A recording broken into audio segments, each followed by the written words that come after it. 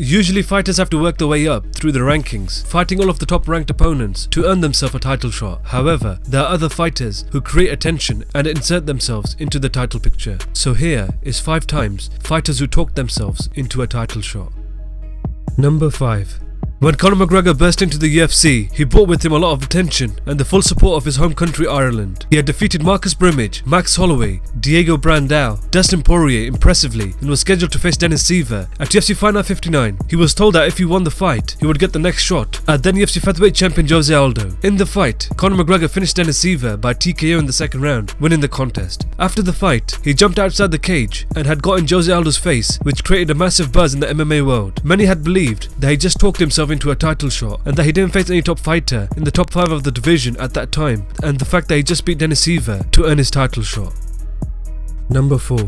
Bethe Correia created massive amounts of attention when she defeated both of Ronda Rousey's teammates, Jasmine Duke and Shayna Baszler, and demanded a title shot at the champion. She was undefeated and was on a 3-fight winning streak, where none of her wins were from the top 5 of the division. She relentlessly campaigned for a title shot, antagonizing Ronda Rousey, saying that she would give her the worst beating of her life. Ronda Rousey eventually accepted to fight her, and they were booked to face each other at UFC 190, where it only took Ronda Rousey 34 seconds to knock out Bethe Correia to retain a title.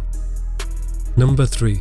When returning to the UFC, Nick Diaz had defeated BJ Penn and was scheduled to face Georges St. Pierre for the UFC welterweight title at UFC 143. Leading up to the fight, GSP was forced out of the fight due to an injury. Carlos Condit would step in and would defeat Nick Diaz for the interim UFC welterweight title. After testing positive for marijuana, Nick Diaz was suspended for a year. Nick Diaz was still trying his best to get under GSP's skin, where he was saying that GSP was scared to fight him. After trying to provoke him for a while, GSP eventually agreed to fight him, and they both met at UFC 158, where GSP won the fight by unanimous decision. Number 2. After coming close to defeating Anderson Silva at UFC 117, Chael Sonnen had failed his drug test and was suspended for a year. When he made his return, he defeated Brian Stann and won a very close fight over Michael Bisping. After the fight, he started to do what he does best and started talking trash, building his case for a second title shot. He began taunting Anderson Silva and created a lot of attention, which led the UFC to book the rematch for UFC 148, where Anderson Silva won the fight by TKO in the second round.